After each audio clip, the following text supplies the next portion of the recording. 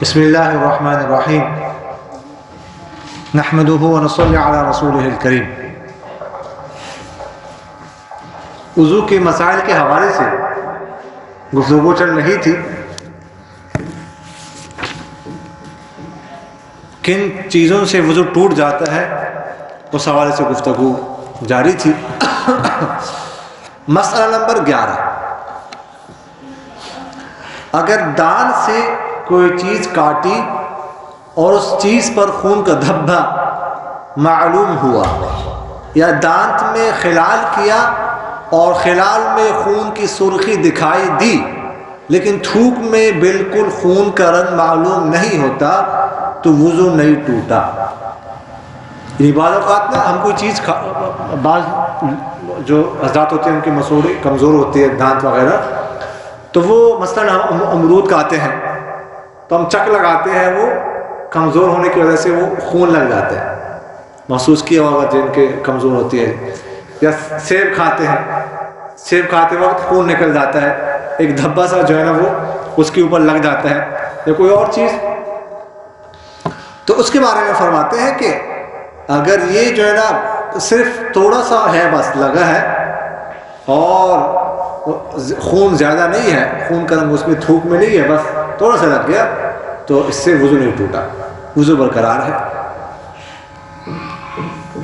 مسئلہ نمبر 12، کسی نے جونک لگوائی اور جونک میں اتنا خون بھر گیا کہ اگر بیچ سے کاٹ دو تو خون بہہ پڑے تو وضو جاتا رہا، اور جو اتنا نہ پیا ہو بلکہ بہت کم پیا ہو تو وضو نہیں ٹوٹا، اور اگر مچھر یا مکھی یا کھٹمل نے خون پیا تو وضو نہیں ٹوٹا۔ جن کو یہ ایک ہوتا ہے کیڑا سا ہوتا ہے، یہ فاسد خون نکلوانے کے لیے یہ پانی کا ایک ہوتا ہے، وہ اب آج کل پتہ نہیں ان حضرات نے جو دیکھا ہوگا، ہم نے تو نہیں دیکھا، میں ادھر لگا شاید رکھتے تھے اس کو، ہاں وہ خون چوستا تھا میرے خیال میں نا۔ آج کل پچنے جو لگواتے ہیں نا، حجامہ سینٹر بنے ہوئے آپ کے شہر میں، حجامہ سینٹر ہے، وہ بھی لگاتے، پہلے وہ ہوتا تھا اس کے ذریعے سے، آج کل نیا سسٹم ہے، ٹھیک ہے، وہ لگاتے ہیں، وہ کٹ لگاتے ہیں، پھر اس کے ذریعے سے وہ خون نکالتے ہیں، وہ فاسد خون ہوتا ہے، کہتے ہیں کہ اچھا ہے، یہ رگوں والا خون نہیں، ایک تو رگوں میں صاف خون ہوتا ہے نا، وہ تو صاف ہوتا ہے، وہ تو ٹھیک ہے، ایک رگوں کے باہر جو خون ہوتا ہے وہ فاسد ہوتا ہے، تو اس کی وجہ سے بیماریاں ہوتی ہیں، تو اس کی وجہ سے وہ بعض وہ کہتے ہیں کہ ادھر لگانے سے 70 بیماریوں کی شفا ہے، ٹھیک ہے، تو آج کل بلکہ سینٹر بنے ہوئے لگاتے ہیں، تو وہ اگر کسی نے اس زمانے میں اس کے ذریعے سے نکالتے تھے، اگر اس نے اتنا خون پیا چوسا کہ وہ مطلب اس جانور کو کاٹیں گے تو بہہ جائے گا اس میں سے جو خون، آپ یعنی وہ اتنا خون پیا کہ اس میں بہاؤ پیدا ہو گیا، پھر تو وضو ٹوٹ گیا، اور سکم اس نے پیا ہے چوسا ہے تو اس سے وضو جو ہے نا وہ نہیں ٹوٹتا۔ آج کل جو لگاتے ہیں تو زیادہ خون نکلتے ہیں، تو کئی جگہوں سے کٹ لگاتے ہیں، پر کپ کے ذریعے سے کپ رکھتے ہیں، پھر وہ خون نکالتے ہیں، وہ تو خون زیادہ ہوتا ہے، کپ بھر جاتا ہے تو ظاہر ہے کہ وضو ٹوٹ جائے گا۔ دوسری بات یہ ہے کہ یہ کوئی یعنی بعض حضرات یہ سمجھتے ہیں کہ کوئی مسنون علاج ہے، یہ آپ صلی اللہ علیہ وسلم کے زمانے میں ہوتا تھا، لیکن اس کو مسنون علاج، سنت علاج یہ کہنا مشکل ہے، ہاں یہ ثابت تو ہے لیکن اس زمانے میں علاج کا ایک طریقہ ہوتا تھا، ٹھیک ہے، تو ایک طریقہ ہے، کوئی کر لے تو ٹھیک ہے، لیکن اس کو لازم سمجھنا یہ جو ہے نا وہ صحیح نہیں ہے۔ مسئلہ نمبر 13، کسی کے کان میں درد ہوتا ہے اور پانی نکلا کرتا ہے تو یہ پانی جو کان سے بہتا ہے نجس ہے، اگرچہ کچھ پھوڑا یا پھنسی نہ معلوم ہوتی ہو، بس اس کے نکلنے سے وضو ٹوٹ جائے گا جب کان کے سوراخ سے نکل کر اس جگہ تک آ جائے جس کا دھونا غسل کرتے وقت فرض ہے۔ اسی طرح اگر ناف سے پانی نکلے اور درد بھی ہوتا ہو تو اس سے بھی وضو ٹوٹ جائے گا۔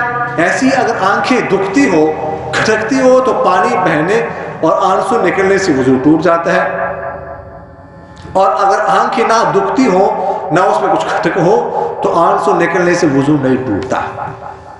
کان میں اگر درد ہے اس کے بعد اس سے پانی نکلا، اور یہ باہر والا جو حصہ ہے جس کا دھونا فرض ہے غسل میں یہاں تک آ گیا، اگرچہ بالکل باہر نہیں نکلا لیکن یہاں تک آ گیا تو وضو ٹوٹ جائے گا۔ اس طرح آنکھ میں تکلیف ہے، آنکھ دکھ رہی ہے، اس سے پانی نکلا باہر آ گیا تو بھی وضو ٹوٹ جائے گا، ٹھیک ہے۔ اگر تکلیف وغیرہ نہیں ہے، ویسے پانی نکلا تو وضو نہیں ٹوٹتا، جیسے آنسو وغیرہ نکلتا ہے پانی نکلتا رہتا ہے۔ مطلب خلاصہ یہ ہے، ضابطہ یہ ہے کہ اگر تو جو پانی نکلا ہے کان یا آنکھ سے وہ کسی تکلیف یا زخم کی وجہ سے ہو پھر تو وضو ٹوٹ جائے گا، اور اگر زخم نہ ہو ویسے نکلتے ہیں پھر نہیں ٹوٹتا۔ اس لیے کہ تکلیف وغیرہ سے اگر وہ پانی نکل رہا ہے تو وہ گویا کہ پیپ کے حکم میں ہے، تو پیپ نکلنے سے، خون نکلنے سے، عام جگہ سے نکلنے سے جیسے وضو ٹوٹ جاتا ہے، اس طرح یہاں سے بھی نکلنے سے وضو ٹوٹ جائے گا۔ اگر تکلیف نہ ہو، زخم نہ ہو، کوئی نہیں ٹوٹے گا۔ مسئلہ نمبر 14، اگر چھاتی سے پانی نکلتا ہے اور درد بھی ہوتا ہے تو وہ بھی نجس ہے اور اس سے وضو جاتا رہے گا، اور اگر درد نہیں ہے تو نجس نہیں ہے، اس سے وضو بھی نہیں ٹوٹے گا۔ میں پہلے بھی آپ سے عرض کر چکا ہوں کہ یہ کتاب چونکہ خواتین کے لیے لکھی گئی ہے تو باتیں بھی زیادہ تر خواتین سے متعلق ہوتی ہے، اندر خواتین بھی مسائل سن رہی ہوتی ہے، تو یہ مسئلہ خواتین سے متعلق، یعنی مرد کے چھاتی سے تو عموماً انہیں نکلتا، تو اگر عورت کے چھاتی سے اس طرح نکلے، درد ہو تو وضو ٹوٹ جائے گا۔ وہی بات کہ وہ زخم کی وجہ سے نکل رہا ہے تو اس سے وضو ٹوٹ جاتا ہے، اگر درد نہ ہو تو نہیں ٹوٹے گا، جیسے عام دودھ نکلتا ہے اس سے نہیں ٹوٹتا۔ مسئلہ نمبر 15، اگر قے ہوئی اس میں کھانا یا پانی وغیرہ گرے تو اگر بھر منہ قے ہوئی ہو تو وضو ٹوٹ گیا، اگر بھر منہ قے نہ ہوئی ہو تو وضو نہیں ٹوٹا۔ اور بھر منہ ہونے کا مطلب یہ ہے کہ مشکل سے منہ میں رکے، اور اگر قے میں نرا بلغم گرے تو وضو نہیں گیا، چاہے جتنا ہو، منہ بھر ہو چاہے نہ ہو، سب کا ایک حکم ہے۔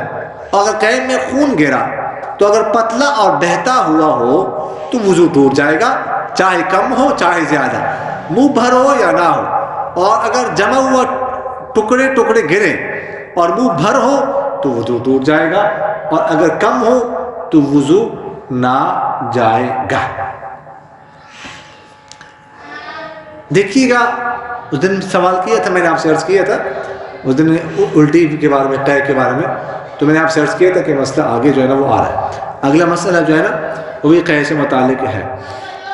دیکھیے گا، ہم بنیادی طور پر قے جو ہے نا، قے جو ہوتی ہے نا اس کی 4 صورتیں بنا سکتے ہیں، ویسے تو 12 بن سکتی ہے، لیکن ایک تو ہے نا بنیادی 2 صورتیں بنتی ہے، منہ بھر کر قے ہو، منہ بھر کر نہ ہو، ٹھیک ہے نا۔ یہ جو ہے نا 2 بلکہ ایسا کر لے 2 صورت اس طرح بنائے، اس طرح نہ بنائے، اس طرح بنائے کہ جو ہے نا وہ قے خود بخود آئی ہے یا جان کر، خود بخود آئی ہے یا قصدن کی ہے، جان کر کی ہے۔ خود بخود آئی ہے پھر بھی 2 صورتیں، منہ بھر کر ہے، منہ بھر کر نہیں ہے۔ قصدن قے کی ہے، جان بوجھ کر کی ہے، پھر بھی 2 صورتیں ہیں، منہ بھر کر ہے، منہ بھر کر نہیں ہے۔ خود بخود آگے کہے، چاہے منہ بھر کر ہو چاہے منہ بھر کر نہ ہو، ٹھیک ہے، اس سے یہ نجس نہیں ہے، اس سے وضو نہیں ٹوٹتا، نہ ہی روزہ ٹوٹتا ہے۔ 2 صورت ہی ہو گئی۔ تیسری صورت کہ جان کر خود، یعنی جان کر قے کی ہے، قصدن قے کی ہے، لیکن منہ بھر کر نہیں ہے، تو اس سے بھی وضو نہیں ٹوٹتا، روزہ نہیں ٹوٹتا۔ چوتھی صورت کہ قصدن قے کی ہے، منہ بھر کر ہے، تو اس سے جو ہے نا وہ ٹوٹ جائے گا، وضو بھی ٹوٹ جائے گا اور اس سے روزہ بھی ٹوٹ جائے گا۔ یعنی 4 صورتوں میں سے 3 صورتوں میں نہ وضو ٹوٹتا ہے اور نہ ہی روزہ، صرف ایک صورت میں وضو بھی ٹوٹ جاتا ہے اور روزہ بھی ٹوٹ جاتا ہے، وہ ہے کہ قصدن منہ بھر کر کی ہو۔ اور منہ بھر کر مطلب کیا ہے؟ منہ بھر کر کا مطلب یہ ہے کہ وہ اس کو آپ روک نہیں سکتے، جب قے انسان کو آتی ہے نا وہ خود ایسے نکلتی ہے، خود بخود نکلتی ہے، جتنی کوشش کرو نا وہ میں تو بہت زیادہ کوشش کریں وہ تو الگ بات ہے، لیکن وہ اس کو آپ روک نہیں سکتے. وہ اس کو کہتے ہیں منہ بھر کر جائے اور خود کرے کو. یہ نہ ہوتے خود بخود آگے. ایک تو یہ کہ نہیں وہ زور لگا کے انسان کیا کرے، خود زور لگائے. تو یہ جو ہے نا اس سے وضو بھی ٹوٹ جاتا ہے اور روزہ بھی ٹوٹ جاتا ہے. اور ایسی جو قے ہوتی ہے، آگے بات آ رہی ہے، نجس بھی ہوتی ہے. کپڑے کو لگ جائے آخری جو صورت ہے تو کپڑوں کو بھی دھونا پڑے گا، پہلے سے 3 صورتوں میں نہیں. مسئلہ نمبر 16، اگر تھوڑی تھوڑی کر کے کئی دفعہ قے ہوئی لیکن سب ملا کر اتنی ہے کہ اگر ایک دفعہ میں گرتی تو منہ بھر ہو جاتی، تو اگر ایک ہی متلی برابر باقی رہی اور تھوڑی تھوڑی قے ہوتی رہی تو وضو ٹوٹ گیا. اور اگر ایک ہی متلی برابر نہیں رہی بلکہ پہلی دفعہ کی متلی جاتی رہی تھی اور جی اچھا ہو گیا تھا، پھر دوہرا کر متلی شروع ہوئی اور تھوڑے قے ہو گئی، پھر جب یہ متلی جاتی رہی تو تیسری دفعہ پھر متلی شروع ہو کر قے ہوئی تو وضو نہیں ٹوٹا. مطلب یہ ہے کہ متلی ایک دفعہ جو ہے نا جو آئی، یعنی دل خراب ہو گیا، اس کی وجہ سے تھوڑے تھوڑے قے کیے اس نے زور لگا کے، لیکن اسی متلی کی وجہ سے وہ جو دل خراب ہوتا ہے اسی کی وجہ سے ان کو جمع اگر کیا جائے، ٹھیک ہے، یعنی اندازہ لگا کے، تو وہ اتنی جتنی منہ بھر کر ہوتی ہے تو وضو ٹوٹ گیا. ٹھیک ہے. اور اگر متلی تھوڑے سے کی پھر وہ اتنی نہیں تھی کہ منہ بھر کر ہو جمع ہو، پھر متلی بدل گئی، مطلب پہلے جو ہے نا اس نے مطلب کوئی گندی چیز دیکھی، اس کی وجہ سے دل خراب ہو گیا، کہیں 2-3 دفعہ کی تھوڑے تھوڑے کی منہ بھر کر رہی ہے، پھر آگے انسان کہیں اور چلا گیا یا بیٹھا ہوا تھا، مثلاً کوئی اور چیز جو ہے نا وہ خون دیکھا، خون کی وجہ سے بعد انسان کا دل خراب ہو جاتا ہے، دل خراب اس کی وجہ تھوڑی تھوڑی کی لیکن منہ بھر کر رہی ہے، پھر جو ہے نا اس کی وجہ سے کوئی اور چیز اس نے دیکھی، مثلاً کوئی جانور گرا ہوا ہے، ٹھیک ہے، وہ اس کو دیکھ کر دل خراب ہو گیا، تھوڑی تھوڑی آئے، تو یہ جو ہے نا جب متلی بدلے نا تو پھر اس کا حکم بدل جاتا ہے. اب یہ نہیں سر کہ 3 دفعہ کیے اور سب کو ملائیں گے، نہیں، ہر دفعہ متلی بدلنے سے ان کو جو متلی بدلنے سے جتنی دفعہ اس نے قے کی ہے اگر وہ ملا کر وہ بھر کر ہوتی ہے تو ٹھیک ہے، اس سے وہ ٹوٹ جائے گا، مگر نہیں ٹوٹتا. تو یہ ایک مسئلہ ہے. مسئلہ نمبر 17، لیٹے لیٹے آنکھ لگ گئی یا کسی چیز سے ٹیک لگا کر بیٹھے بیٹھے سو گئے اور ایسی غفلت ہو گئی کہ اگر وہ ٹیک نہ ہوتی تو گر پڑتی تو وضو جاتا رہا، اور اگر نماز میں بیٹھے بیٹھے یا کھڑے کھڑے سو جائے تو وضو نہیں گیا، اور اگر سجدے میں سو جائے تو وضو ٹوٹ جائے گا. کہہ رہے مسئلہ انسان ایسے بیٹھا ہوا ہے، ٹھیک ہے، تو آنکھ لگ گئی، ٹھیک ہے، اور اس کے بعد آنکھ لگنے سے ایسے مسئلہ میں اس بار تو بیٹھا ہوا تھا، پہلے تو میں ایسے بیٹھا ہوا تھا، لیکن جب میرے آنکھ لگ گئی تو میں نے ٹیک لگا لی ایسے. اب ظاہر ہے کہ اگر ایک دیوار کو پیچھے سے ہٹا دے تو میں گر جاؤں گا، ٹھیک ہے، تو اس سے وضو ٹوٹ جائے گا. اس طرح اگر کوئی سو جائے، اگر ویسے میں بیٹھا ہوں سو گئے، چاہے 5 گھنٹے سو، اس سے وضو نہیں ٹوٹتا، اس سے کچھ فرق نہیں پڑتا. اور اسی طرح اگر کوئی کھڑا ہے، کھڑے کھڑے ایسے سو گئے، اس سے بھی کچھ نہیں ہو. نماز میں کھڑا ہے سو گئے، اس سے بھی کچھ نہیں ہو. اچھا، انہوں نے ایک بات لکھی ہے، ذرا غور سے سنیے گا. انہوں نے کہا اگر سجدے میں سو جائے تو وضو ٹوٹ جائے گا، لیکن یہ عورتوں کے لیے ہے یہ مسئلہ، چونکہ عورتوں کے لیے کتاب لکھی گئی ہے. مردوں کے لیے مرد اگر سجدے میں سو جائے تو وضو نہیں ٹوٹتا. کیوں؟ اس کی وجہ یہ ہے کہ مرد اور عورتوں کے سجدے میں فرق ہے. عورتیں سجدے کس طرح کرتی ہیں؟ اس طرح کرتی ہیں نا، یہ سر رکھ کر اس طرح کرتی ہے، دونوں یعنی دونوں ہاتھ جو ہے نا یہ کونی سمیت یہ جو حصہ ہے یہ ایسے لگا کے سجدہ کرنا پڑتا ہے. تو چونکہ وہ یہ عورتیں تو مکمل زمین کا سہارا لے لیتی ہیں، تو اگر عورت سو گئی تو اس کا وضو ٹوٹ جائے.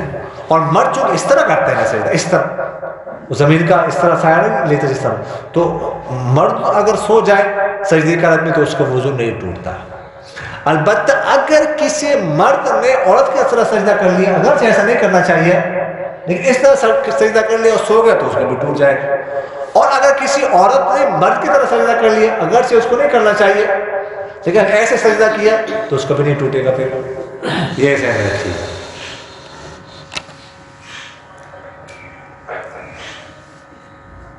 مسئلہ نمبر 18، اگر نماز سے باہر بیٹھے بیٹھے سوئے اور اپنا چھوتر ایڑی سی دبا لے اور دیوار وغیرہ کسی چیز سے ٹیک بھی نہ لگائے تو وضو نہیں ٹوٹتا. یہ پتہ نہیں سمجھ آ گئی اس مسئلے کے لیے؟ مجھے تو نہیں آئی سمجھ. ٹھیک ہے، کیا ہے مطلب؟ پتہ شاید کوئی چادر وغیرہ سے باندھنے والا ہے مسئلہ.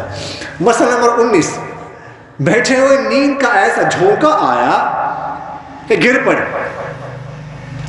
تو اگر گر کے فوراً ہی آنکھ کھل گئی ہو تو وضو نہیں گیا، اور جو گرنے کے ذرا بعد آنکھ کھلی تو وضو جاتا رہا. اور اگر بیٹھی جھومتی رہی گری نہیں تب بھی وضو نہیں گیا. یہ کہتے ہیں ایسے انسان بیٹھا ہوا تو مرد اور فوراً گر جائے فوراً اٹھے تو اسے وضو نہیں ٹوٹے. البتہ اگر تو گر کے تھوڑی دیر ادھر ایسے سوئے رہے تو اب اس نے چونکہ سہارا لیا نا تو اب وہ اس طرح. باقی فرماتے ہیں کہ کوئی بیٹھا ہوا ایسے جھومتا رہا ہے، وہ لیتا رہا کبھی یوں کبھی یوں، اس سے نہیں ٹوٹتا، اس سے وضو باقی ہے. اس طرح سیٹ پر کوئی بیٹھا ہوا نا ایسے سیٹ بالکل ایسے وہ نہیں ایسے بیٹھا ہو تو اس سے بھی نہیں ٹوٹتا، اگرچہ وہ سو جائے 2-3 گھنٹے سو نیند کر لیں. مسئلہ نمبر 20، اگر بے ہوشی ہو گئی یا جنون سے عقل جاتی رہی تو وضو جاتا رہا، چاہے بے ہوشی اور جنون تھوڑی ہی دیر رہا ہو. ایسی اگر تمباکو وغیرہ کوئی نشہ کی چیز کھا لی اور اتنا نشہ ہو گیا کہ اچھی طرح چلا نہیں جاتا اور قدم ادھر ادھر بھیگتا اور ڈگمگاتا ہے تو بھی وضو جاتا رہا. یہ مسئلہ ذہن میں رکھیے گا کہ انسان بے ہوش ہو جائے یا پاگل ہو جائے تو فوراً اس کا وضو ٹوٹ جاتا ہے. بعض اوقات جو ہے نا ایسا ہوتا ہے مسجد میں نماز کے لیے مثلاً 5 منٹ رہ رہے ہیں، کوئی بے ہوش ہو گیا گر پڑ بے ہوش ہو گیا، پھر وہ ہوش میں آ گیا تو نماز کا ٹائم ہو چکا تو فوراً وہ نماز کے لیے کھڑا ہو جاتے ہیں. نہیں، بے ہوش ہو گیا وضو ٹوٹ گیا، اب نماز نہیں پڑھ سکتا، اب نئے سرے سے پھر سے وضو کرنا پڑے گا. اس طرح انسان پاگل ہو جائے تو بھی وضو فوراً جنون سے ٹوٹ جائے گا. اس طرح کو نشہ کیا اور نشہ جو ہے اس طرح ہو کہ اتنا نشہ آیا کہ قدم جو ہے نا بہکنے لگا ڈگمگانے لگا، یعنی اتنا نشہ آیا کہ انسان ایسے ایسے جا رہا ہے گر رہا ہے تو اس سے بھی جو ہے نا وہ وضو ٹوٹ جائے. یہ کسی بھی چیز سے آ سکتا ہے. بعض لوگ چرس کے عادی ہوتے ہیں ان کو کچھ نہیں ہوتا، بعض ہزار تک اگر آپ نسوار ڈالیں اس کے منہ میں تو بھی وہ ہوا میں اڑ جاتا ہے، برداشت نہیں کر سکتے نا. تو اس لیے اگر اس طرح کوئی تمباکو وغیرہ کوئی نشے کی چیز ہو اور پاؤں ڈگمگانے لگے تو وہ ٹوٹ جائے گا. مسئلہ نمبر 21، اگر نماز میں اتنے زور سے ہنسی نکل گئی کہ اس نے آپ بھی اپنی آواز سن لی اور اس کے پاس والیوں نے بھی سب نے سن لی، جیسے کھل کر ہنسنے میں سب پاس والیاں سن لیتی ہے، اس سے بھی وضو ٹوٹ گیا اور نماز بھی ٹوٹ گئی. اور اگر ایسا ہو کہ اپنے کو تو آواز سنائی دے مگر سب پاس والیاں نہ سن سکے، اگر سے بہت ہی پاس والی سن لے اس سے نماز ٹوٹ جائے گی، وضو نہ ٹوٹے گا. اور اگر ہنسی میں فقط دانت کھل گئے آواز بالکل نہیں نکلی تو نہ وضو ٹوٹا نہ نماز گئی. البتہ اگر چھوٹی لڑکی جو ابھی جوان نہ ہوئی ہو زور سے نماز میں ہنسے یا سجدہ تلاوت میں بڑی عورت کو ہنسی آئے تو وضو نہیں جاتا. ہاں وہ سجدہ اور نماز جاتی رہے گی جس میں ہنسی آئی ہو. دیکھیے گا جو ہنسنا، جسے ہم ہنسنا کہتے ہیں نا، اس کی 3 قسمیں ہیں، عربی میں ان کے الگ الگ نام ہے. ایک کو عربی میں کہتے ہیں تبسم. تبسم کا معنی تو ہوتا ہے جس کو ہم کہہ سکتے ہیں مسکرانا، اردو میں سے بس یہ دان سے ظاہر ہو جائے، بس یہ ہے. دوسری قسم ہے ضحک، جس کو بھی کہتے ہیں ہنسنا. ہنسنا یہ ہوتا ہے کہ انسان ایسے ہنسے نا لیکن خود آواز سنے، ساتھ والا نہ سنے، یہ ہے. اور تیسری قسم ہے قہقہہ، جس کو ہم بھی قہقہہ بولتے ہیں، عربی میں اس کو قہقہہ بولتے ہیں. اس طرح ہنسنا. سمجھ آ گئی کہ نہیں ہے؟ تو پہلی جو صورت ہے تبسم، اس سے نہ وضو ٹوٹتا ہے اور نہ نماز ٹوٹتی ہے. دوسری جو قسم ہے ضحک، کہ جو خود آواز خود انسان سن لے، پاس والا نہ سنے، اس سے نماز تو ٹوٹ جاتی ہے لیکن وضو نہیں ٹوٹتا. اور تیسری جو قسم ہے جس کو قہقہہ کہتے ہیں، یہ کہ سب سن لے، پاس والے، لیکن نہیں کہ بالکل پاس والے سنے اور نہ سنے، نہیں، سب پاس والے سنے، اس سے نماز بھی ٹوٹ جاتی ہے اور وضو بھی ٹوٹ جاتا ہے. اگر دن نماز کرنے سے کوئی ہنسے تو پھر وضو جو ہے نا وہ ٹوٹ جائے گا، دوبارہ وضو کرنا پڑے. ایک دفعہ میں نماز پڑھا رہا تھا ادھر اپنے کوہاٹ میں، تو بھائی وغیرہ پیچھے کھڑے تھے، نماز پڑھ رہے تھے بھتیجے میں، تو پیچھے بھائی وغیرہ کھڑے تھے، ان کی ٹوپیاں نہیں تھیں اکثر نا. تو والد صاحب آ گئے، والد صاحب پیچھے سے دیکھا، کہتا ہے ہاں یہ ٹوپی نہیں پہنی ہوئی، تو اگلے منقریب امام صاحب بھی ٹوپی اتار دیں گے. ٹھیک ہے، تو ہم نا سب کا قہقہہ نکل گیا، سب کا، میرے سے میں سب کا قہقہہ نکلا. میں نماز توڑ دی تو میں نے کہا سارے نماز وضو کر لو. اب نماز بھی ٹوٹ گئی، وضو بھی ٹوٹ گیا. پھر سب نے وضو کیا، پھر جو ہے نا ان کی جماعت کرو. تو اس قہقہہ سے جو ہے وہ وضو ٹوٹ جاتا ہے. اور دوسری بات یہ کہ اگر لڑکی ایسی ہو جو ابھی جوان نہیں ہے، وہ ہنسی قہقہہ لگا کر، تو اس کا وضو نہیں ٹوٹتا. اگرچہ نماز ٹوٹ جائے گی لیکن نابالغ کا وضو نہ ٹوٹے گا. اس طرح بڑی عورت ہے، اس نے سجدہ تلاوت میں قہقہہ لگایا تو اس کا وضو نہیں ٹوٹتا. ہاں سجدہ تلاوت تو نہیں ہوگا، سجدہ تلاوت تو ادا نہیں ہوگا، لیکن اس سے وضو نہیں ٹوٹے گا، یہ ذہن رکھیے. مسئلہ نمبر 22، مرد کے ہاتھ لگانے سے یا یوں ہی خیال کرنے سے اگر آگے کی راہ سے پانی آ جائے تو وضو ٹوٹ جاتا ہے.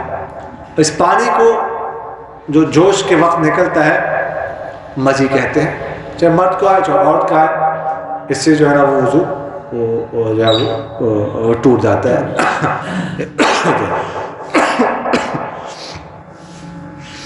مسئلہ نمبر 23، بیماری کی وجہ سے رینٹ کی طرح لہسدار پانی آگے کی طرف سے آتا ہو تو احتیاط اس کہنے میں ہے کہ وہ پانی نجس ہے، اس کے نکلنے سے وضو ٹوٹ جاتا ہے. عموماً وہ عورتوں کو اس طرح تکلیف ہوتی ہے جس کو لیکوریا کہا جاتا ہے.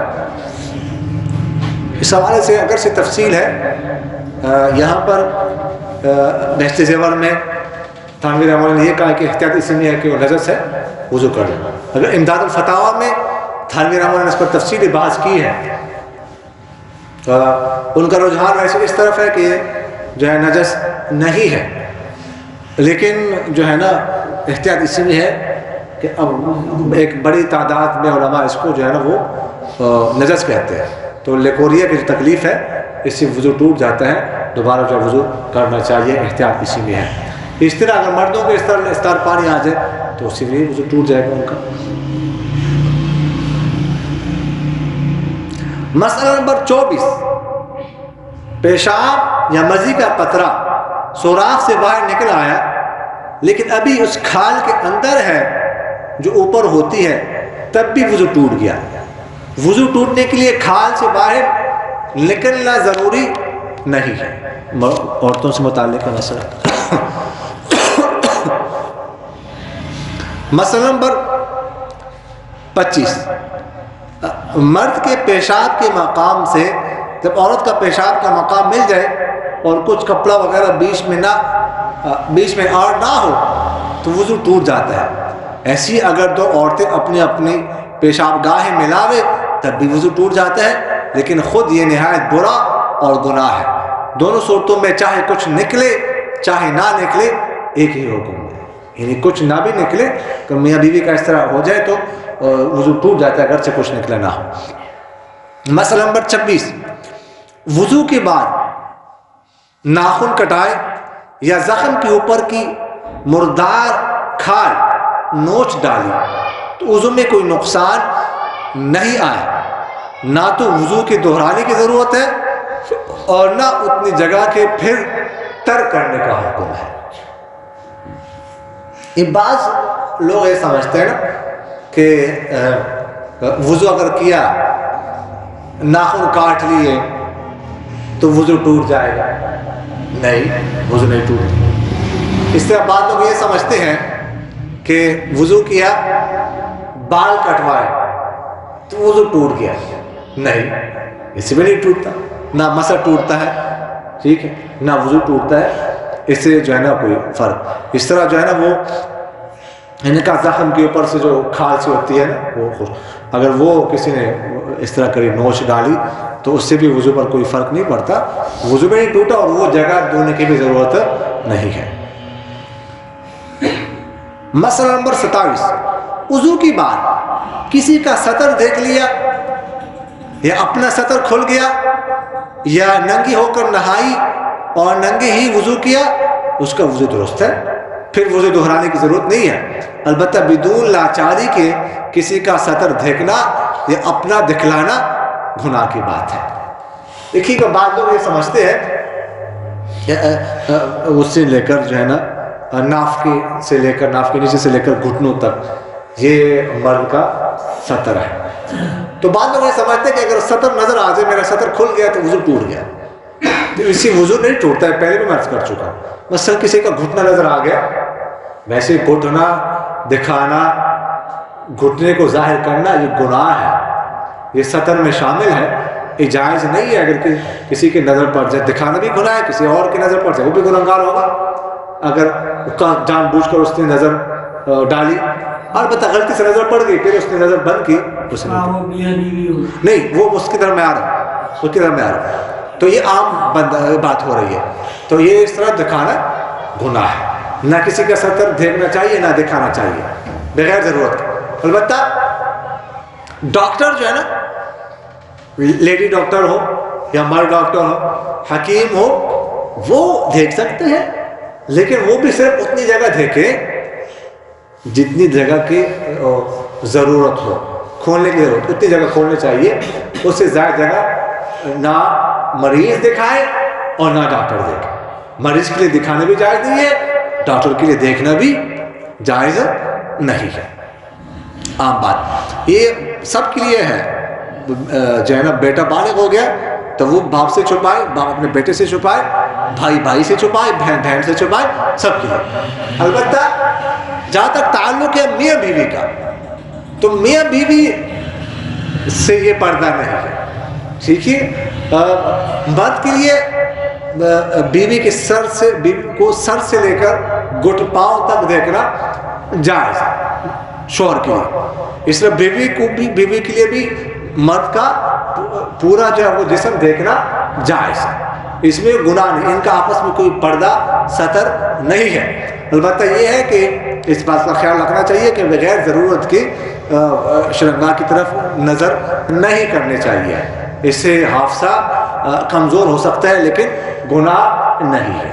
یہ چونکہ آپ نے سوال کیا اس لیے بچے بھی بیٹھے ہوئے ہیں، لیکن باہر شرعی مسئلہ ہے، یہ بتانا پڑے گا۔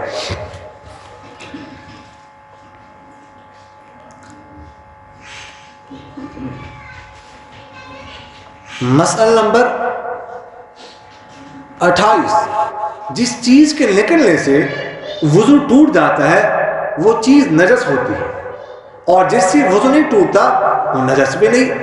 تو اگر ذرا سا خون نکلا کہ زخم کے منہ سے بہا نہیں، یا ذرا سی قے ہوئی منہ بھر نہیں ہوئی، اور اس میں کھانا یا پینا یا جمع ہوا خون نکلا تو یہ خون اور یہ قے نجس نہیں ہے.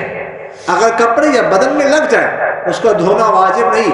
اور اگر منہ بھر قے ہوئی اور خون زخم سے بہہ گیا تو وہ نجس ہے, اس کا دھونا واجب ہے.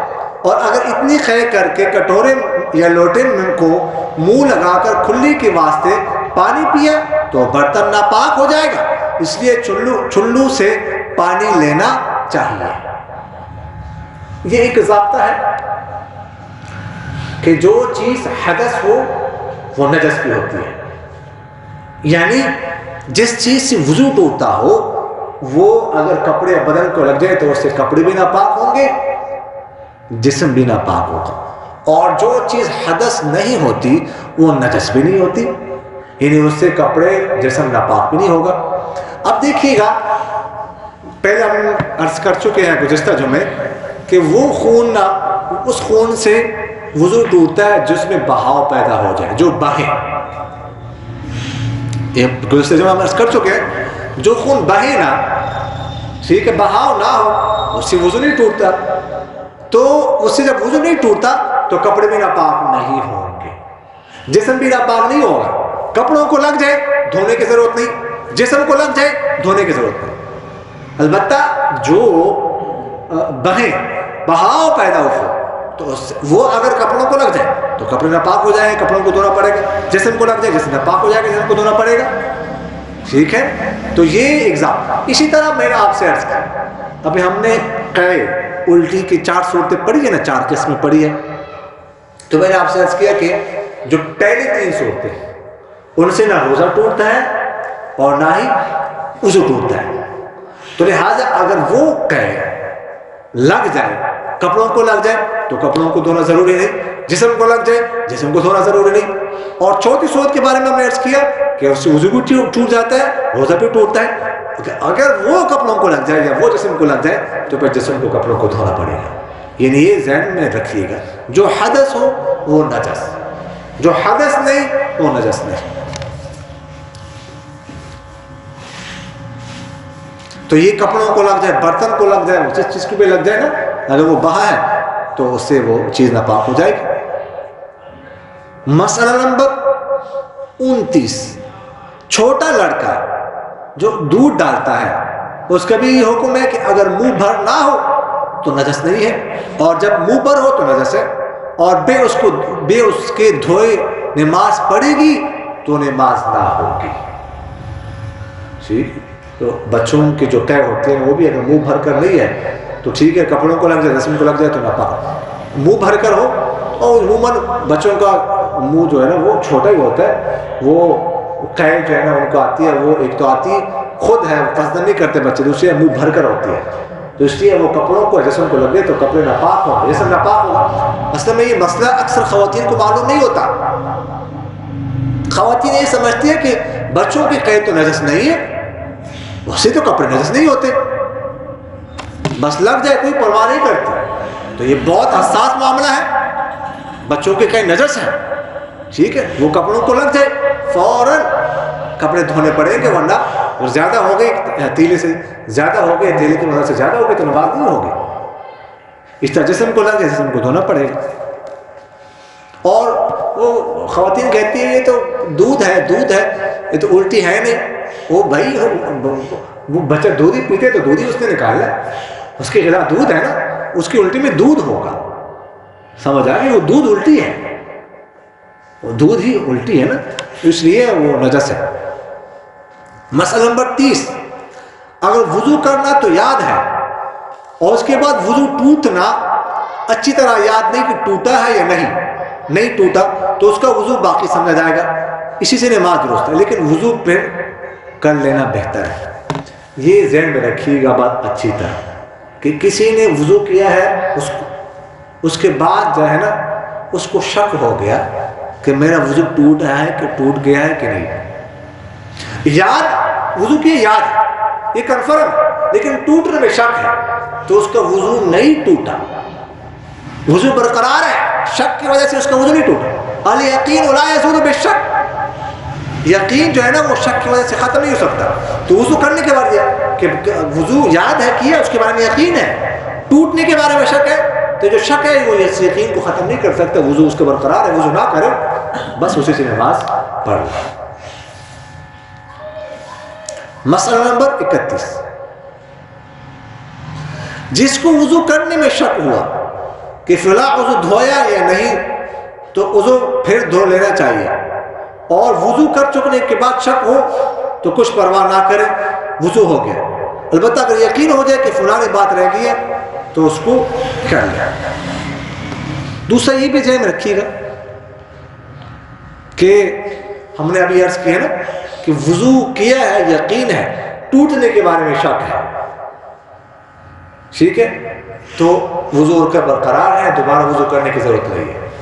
اس کے الٹ دوسرا مسئلہ ہے، وہ یہ ہے کہ وضو ٹوٹا ہے، اس کے بارے میں تو یقین ہے، واش روم گیا تھا میں، کیے کہ نہیں کیے اس کے بارے میں شک ہے.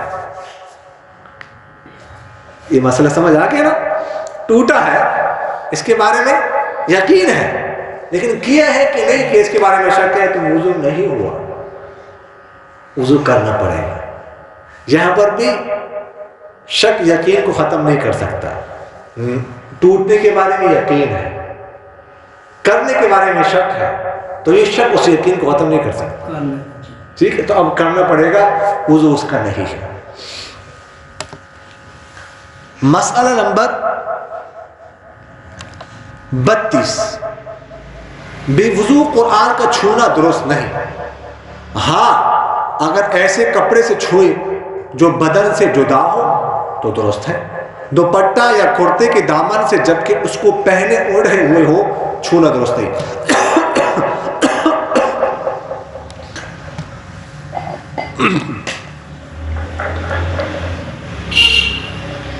ہاں اگر اترا ہوا ہو تو اس سے چھونا درست ہے، اور زبانی پھڑنا درست ہے، اور کلام مجید کو کھلا ہوا رکھا ہے، اس کو دیکھ دیکھ کر پڑھا لیکن ہاتھ نہیں لگایا، یہ بھی درست ہے.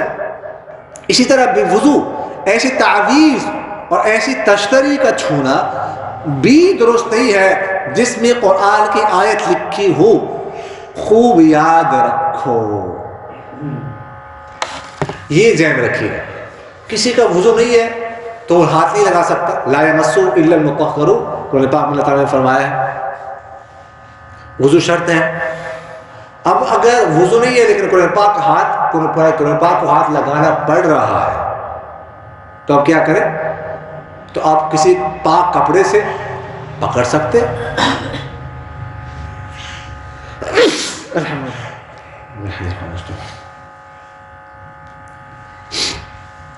شاپر سے پکڑ سکتے ہیں، شاپر پاک کوئی بھی حائل ہو پاک چیز سے پکڑ سکتے ہیں، براہ راست ہاتھ ٹچ نہ ہو جائے.